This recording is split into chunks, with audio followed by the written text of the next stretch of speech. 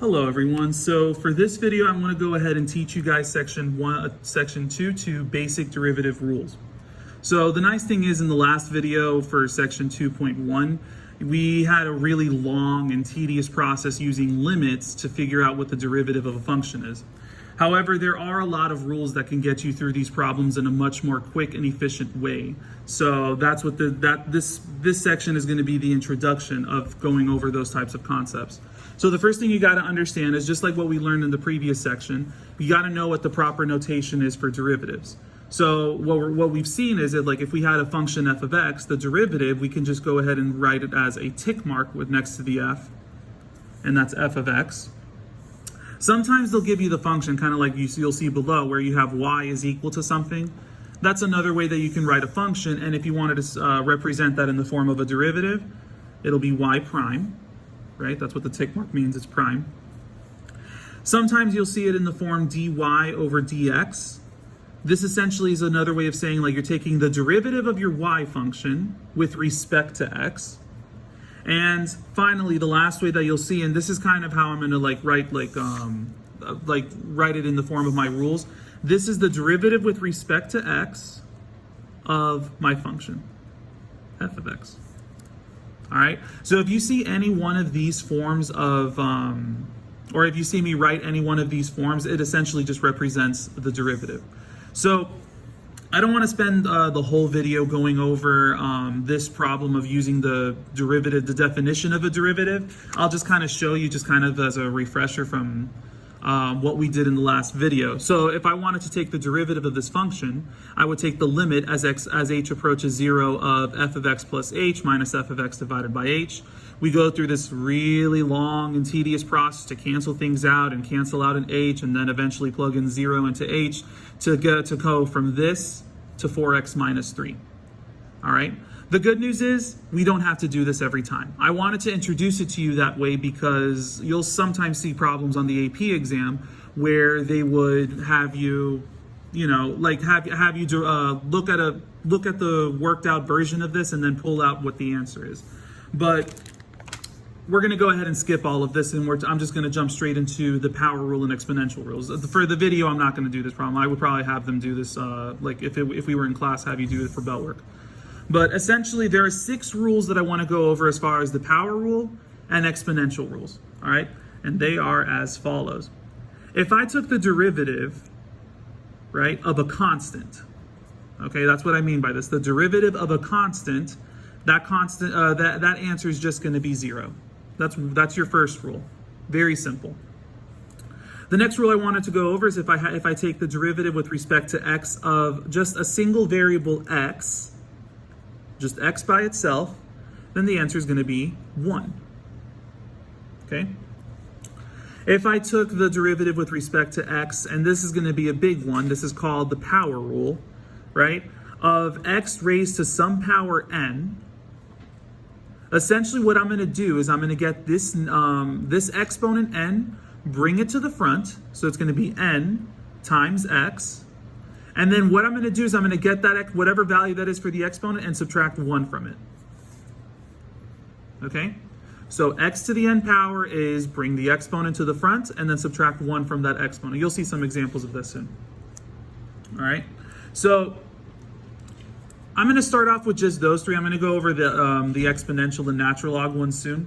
But if I wanted to do a few examples of the power rule, I don't want to do all of these problems for you, but I'll probably start off with... I'll do part B, I'll do probably E, and I should do one with a fraction too. So I'll do part C as well. So I'll do B, C, and E for this video. So if I have f of x is equal to x to the 4th power, well, again, just kind of like what we have for our power rule, we have an x to the n power. So the derivative of this function is just going to be, I'm going to move my 4 to the front, so that's going to be 4x, and then subtract 1 from the exponent. And that's it. So it's just going to be 4x cubed. Now, whenever you see a problem like that and you have a radical, this is really technically an x to the power of some exponent, right? But you have to recognize, and I hope you should remember this from Algebra 2, but if not, I'll go over it. If I have an a to the m over n power, like a fractional exponent, this can be rewritten as a, right, with some kind of root, and then the index number is whatever the denominator is, and then the numerator is going to be the exponent inside of the radical. Okay, so just a quick little review of how radicals and fractional exponents work. So essentially this right here, the square root of x, is the same thing as saying x to the 1/2 power. And right there you have a version of power rule that you can, or you have a function that you can use the power rule for. So again, I'm going to move my exponent to the front, so that's going to be y prime, that's the derivative, is equal to 1/2 x. And now you got to get this exponent and subtract 1 from it, right? So again, in case you forgot how to subtract fractions, you have 1/2 minus 1, but minus 1 with a common denominator is minus 2 over 2. So you're essentially left with negative 1/2 as your exponent, right? So if this were a free response question, you can leave it like this if all they're asking for is the derivative, but sometimes in multiple choice, they'll have the more simplified worked out version of it. So you can go ahead and take this a step further and write this as y prime is equal to, let's see, 1 over 2. And if you ever have a negative exponent, you can bring that down to the bottom. So x to the positive 1/2, right? Or you might even see it in a multiple choice answer as 1 over 2, and then x to the 1/2 is square root of x, right? So those are 3 different ways that you can see the answer. I highly recommend that if you don't feel comfortable with the algebra and this is a free response question, just leave it in this form. They'll accept that answer. And a lot of veteran AP Calc teachers would tell me, teach your kids to not overwork and oversimplify, because the second they do, they're probably going to make a mistake and they won't get the full credit for it. So now let's look at part E. So yeah, sure, this doesn't look like it's x to some power, but again, if you remember that rule that I told you about negative exponents, you can rewrite this as x to the negative 2 power, right? These two are the same thing because the negative 2 would bring it to the bottom. So then if I wanted to take the derivative, again, all I have to do is use the power rule for this. And all I have to do is get negative 2, bring it to the front, so it's negative 2x, and then subtract 1 from that. So negative 2 minus 1, 2 negatives added together is going to end up with negative 3. So again, if this were a free response, I would leave it like that. However, sometimes in answer choices, you'll see it written as negative 2, that's going to stay at the top, over, and then the x to the negative 3 is going to bring it down as x cubed. So you could potentially see this as an answer to multiple choice. All right? I'll let you guys work on A, D, and F on your own, right? But let's go ahead and move on to the next page. So this is just kind of more of the same, right? So now, these are just slightly different just because you have a number in front. Before it was just x raised to some power, and then you go ahead and move it to the front. The only difference with these is that if you have numbers in the front, like I'll do A for example, if you have a number in the front, you can still use the general power rule, just multiply the final result by 3. So if I wanted to do y prime, I just got to move this exponent to the front, and then 2 times 3 is 6x, 2 minus 1 is 1, so it's just going to be to the first power, so that's your answer, is 6x, right? Similarly, let me try to pick one that's a little bit more complex so that can help you guys out. You know what? Let me just jump straight into F. I feel like that'll really, I feel like if I do those two, then the other 4 should be pretty straightforward.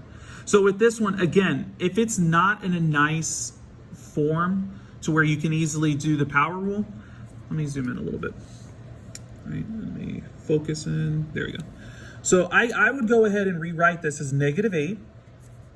And then this is the same thing as saying x to the, see, if this were a fraction, it would be 4/3 because the power goes in the numerator and the denominator goes there, right? And because we're bringing it from the bottom to the top, it's like saying a negative exponent. So this can be rewritten as negative 8 to the x of x to the negative 4 over 3 power, okay? So if I were to go ahead and work this out, again, I'm going to multiply my exponent to the front, and I'll try to do this one, like kind of show like every step the long way, but if you can do some of this in your head, more power to you. All right, so if I multiply this exponent by that, y prime is equal to it's like negative 8 times negative 4/3 x, and now we got to subtract 1 from this, right? So again, every time I do like subtract 1, I just subtract it by whatever the common denominator is directly. So like minus 3/3. So then my new exponent is going to be to the negative 7/3 power. Okay. So then it's going to be to the negative 7/3 power. So if I go ahead and simplify this, I have negative 8 times negative 4/3. That's going to be, so negative 8 and negative 4 is positive 32/3 times x to the negative 7/3 power. Now sometimes what you can do is I'll just leave the fraction as is, 32 over, and then the 3 stays on the bottom. And now this with the negative exponent can go on the bottom. So it's like saying x to the bottom, and then that'll be the cube root of x to the 7th power. So again, it's possible that you might see this as an answer choice in a multiple choice. But if it were a free response, they would totally accept this answer. Okay? So the next section is pretty much just kind of saying, let me zoom out again.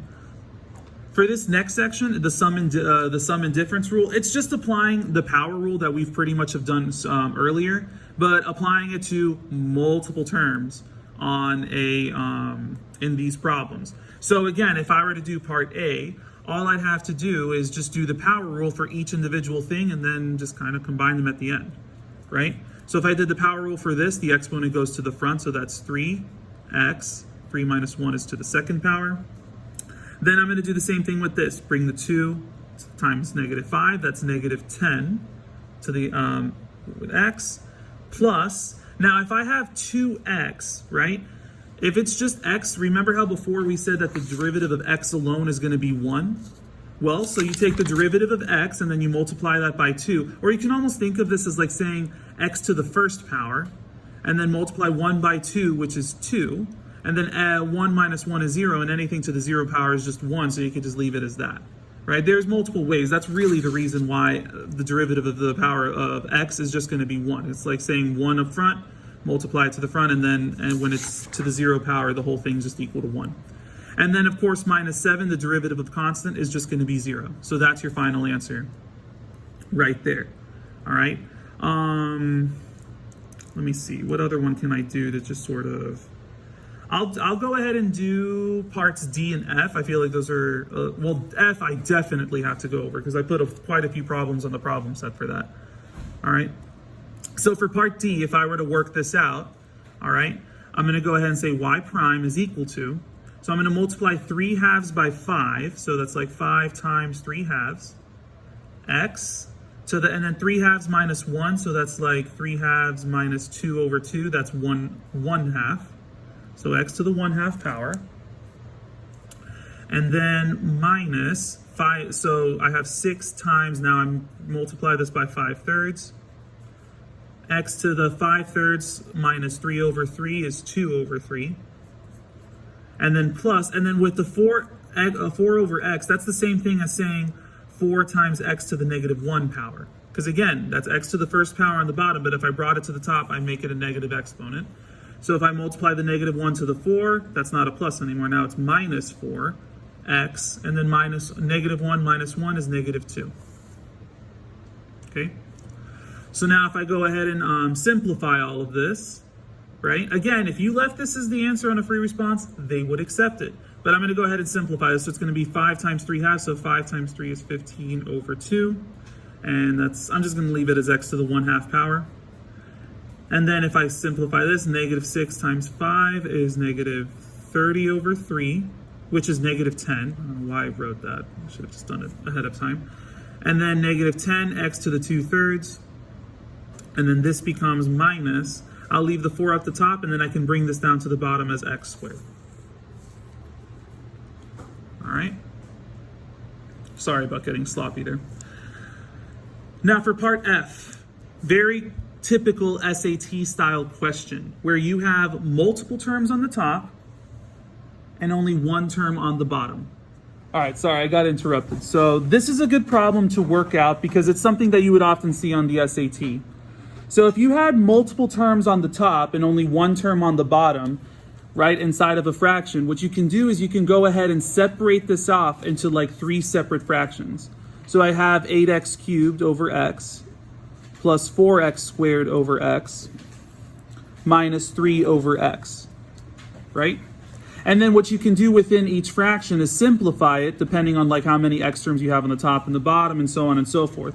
So I can almost rewrite this function as f of x is equal to, if I have x cubed on the top and only 1x on the bottom, that's going to turn into x squared, plus 2x's on the top, 1x on the bottom turns into 4x. And then this one, of course, I'm going to go ahead and rewrite it as 3 times x to the negative 1 power. All right, now this kind of looks like the whole, like the types of problem we have been working on with the general power rule. So what I can do to figure out the derivative of this function, I'm going to go ahead and bring the 2 over, so that's going to turn into 16x, plus, then I just have a constant times x, which is just going to be that constant, and then negative 1 times the front is going to be positive 3x, and then subtract 1 from that, I get negative 2. And again, you can leave your answer as that, or if you were to rewrite this answer, you can write the x squared on the bottom in the form of a fraction.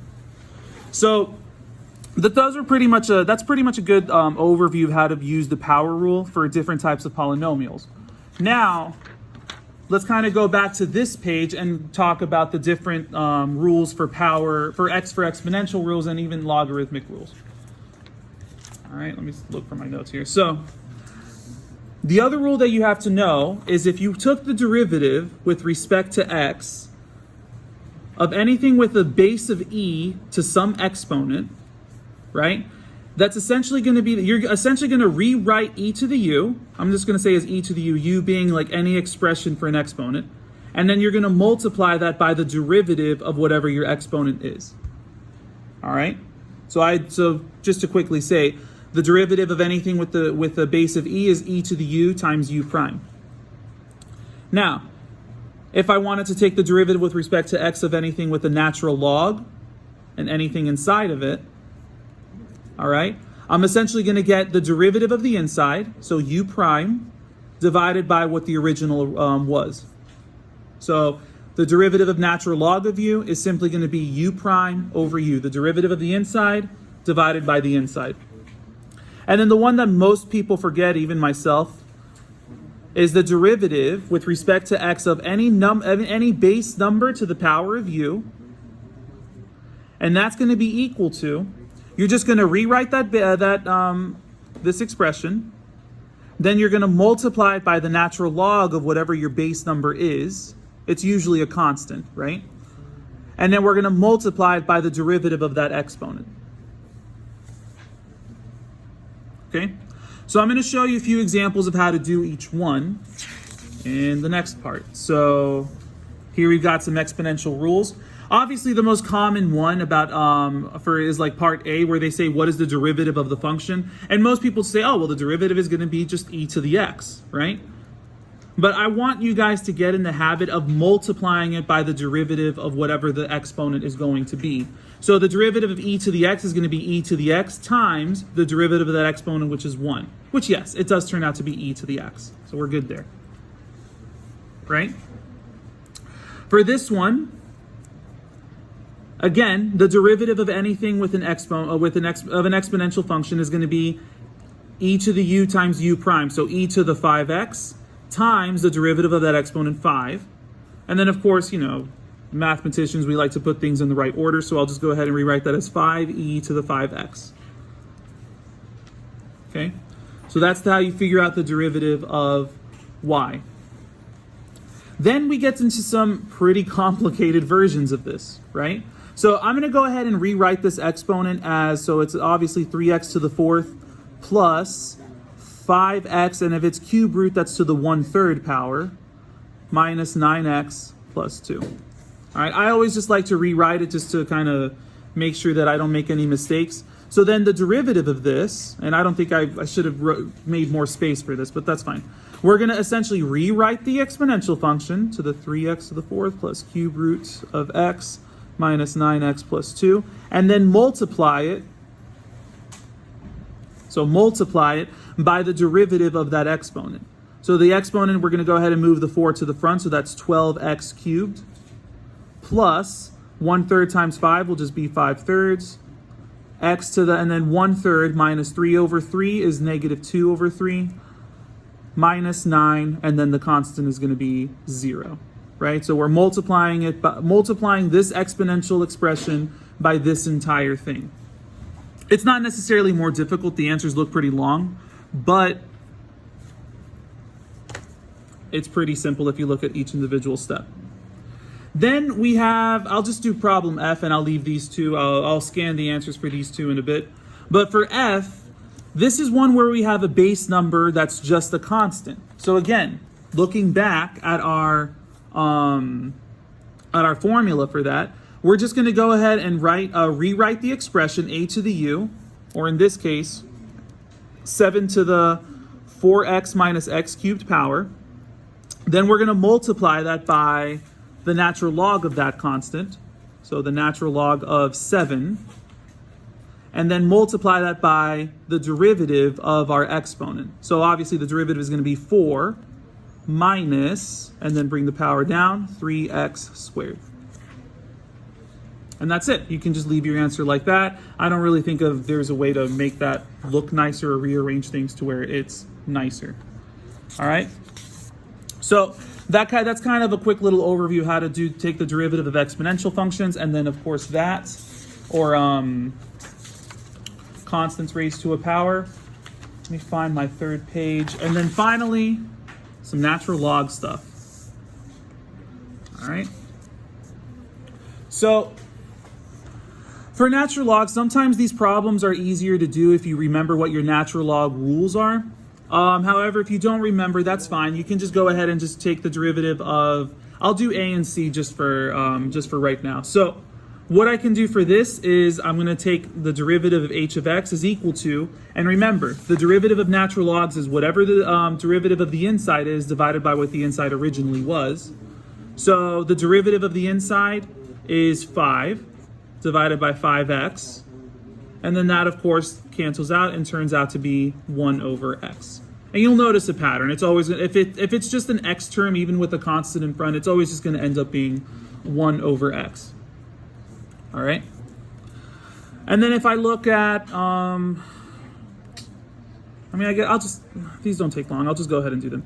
So then the derivative of g prime of x is simply going to be the derivative of the inside divided by the inside. Derivative of the inside is 3x squared divided by the inside x cubed.